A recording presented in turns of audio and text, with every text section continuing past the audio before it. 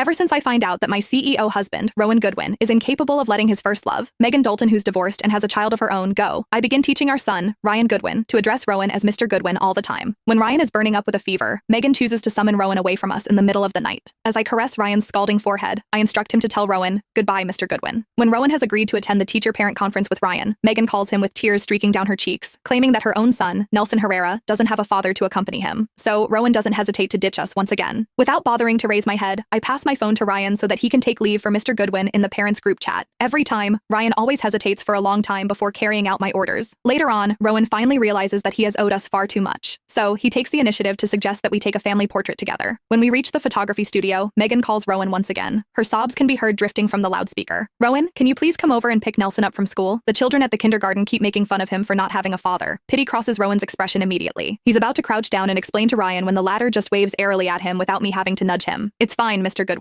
You should accompany the other child. Mommy and I are the only ones needed for the family portrait. As soon as Ryan's words fell, Rowan and I froze. For the past 28 days, whenever Rowan walked out on us for Megan, I had Ryan call him Mr. Goodwin to remind us not to waste our tears. Ryan was only 7, an age when a boy depends most on his father. Every time before, he had hesitated before murmuring those words. Yet now, he said it smoothly and naturally. Ryan took my hand and told Rowan, Mr. Goodwin, you should go handle your business. Let's go, Mommy. We're going to miss our appointment. He pulled me toward the studio. Rowan had suggested this shoot to make up for missing Ryan's parent-teacher meeting, and Ryan had looked forward to it for half a month. I followed him stiffly, a heavy tightness crushing my chest. Rowan's affair had come to light by chance. He had gone to celebrate Megan's son Nelson's birthday, leaving a family ticket for 3 to Starlight Studios in his pocket. On Ryan's 6th birthday, he had begged to go there to see the Minions, but Rowan had dismissed it as childish. Yet days later, he went with Megan's son. On Rowan's phone, I found Megan's post. The most magical place must be visited with the best daddy, attached to a photo of Rowan and Megan holding the child between them. That night, we had our worst fight. I insisted on taking Ryan and getting a divorce. Rowan accused me of being unreasonable and asked how I could let our child grow up without a father, swearing he only pitied Megan. Looking at Ryan's pale, frightened face, I knew forcing him to leave right then would cause deep trauma. I chose a different approach. I tricked Rowan into signing a divorce agreement. There was a month before the divorce would be finalized. During those days, if Rowan turned his life around, I would pretend nothing happened for Ryan's sake. If not, I would use the time to desensitize our son. Now, on the 28th day, Ryan had taken the initiative to call him Mr. Goodwin. As we crossed the street, Rowan finally chased after us, wanting to ask what was going on, when Megan's phone call came through again. Where are you, Rowan? Nell keeps crying for his daddy. I can't calm him down, her whiny voice pleaded. Rowan stopped in his tracks, staring at our retreating figures. All right, I'll be there in a minute. He sent me a quick text. Let's talk tonight, and turned to leave. The roar of his car engine faded into the distance. Ryan halted, throwing himself into my arms as tears soaked my clothes. Mommy, we don't need daddy anymore, okay? We didn't take the family portrait. I took Ryan straight home and packed our bags. While booking plane tickets back to my hometown, Megan sent me a video showing her, Rowan, and Nelson posing in matching outfits at a famous photo studio. It's just a family portrait, she taunted. Rowan and I can take one whenever we want. In the past, I would have clapped back instantly. But watching Ryan carefully organize his toys, I realized I just didn't care anymore. I booked 2 tickets to Ivashare for the day after tomorrow. Just as the payment went through, Rowan walked in carrying a strawberry cake. Ryan and I froze. Rowan loathed strawberry cake. Normally, Ryan would choose Rowan's favorite green tea mousse for his birthdays. Rowan glanced at the open suitcases, his expression shifting slightly. Nell wouldn't stop crying, so I stayed a bit longer. On the way back, I remembered you both love strawberry cake, so I bought one. Why are you packing? Are you going on a trip?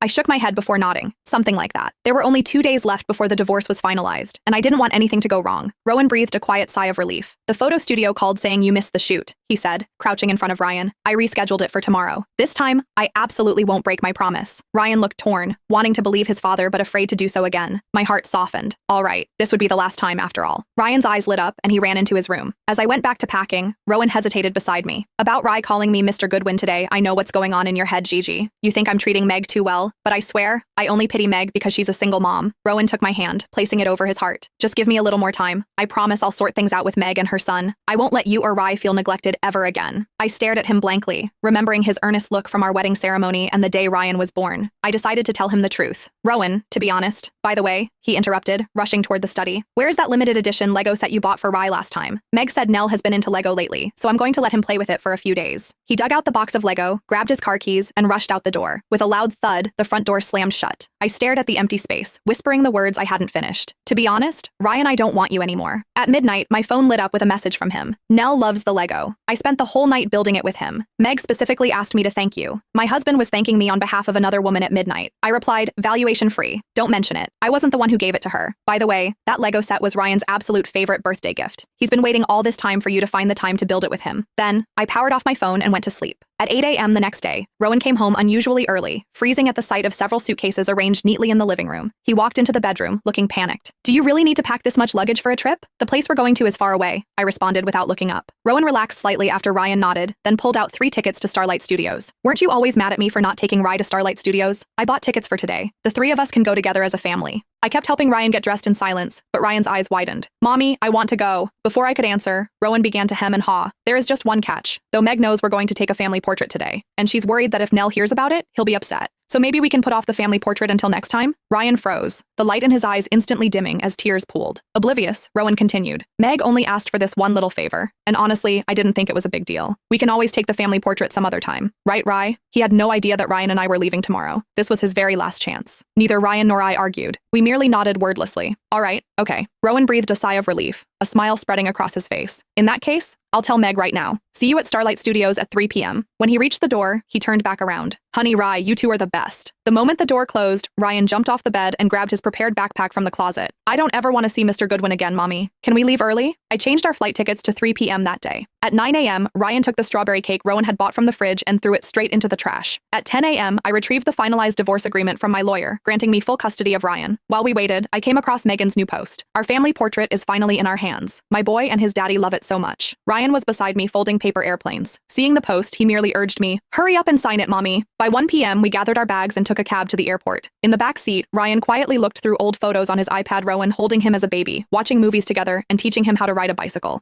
A heavy, suffocating sadness filled the entire cab. At 2 p.m., right before going through security, Rowan called. Gigi, please tell Rye I'm incredibly sorry. Nell fell and got hurt, and I had to rush him to the hospital. I'm not sure if I can make it by 3 p.m. If you guys don't see me, just go home. Please tell Rye I'm sorry. He hung up on me, missing the boarding announcement echoing through the departure hall. Let's go. I took Ryan's hand. He nodded, selected every single photo in the album, and deleted them all with a single tap. At 3 p.m. sharp, the plane took off. I placed the headphones over Ryan's ears and gazed out the window at the blue sky and white clouds, letting out a long sigh from the very depths of my soul. Goodbye, Rowan. Meanwhile, ignoring Megan's tearful pleas, Rowan skyrocketed out of the hospital and sped toward Starlight Studios.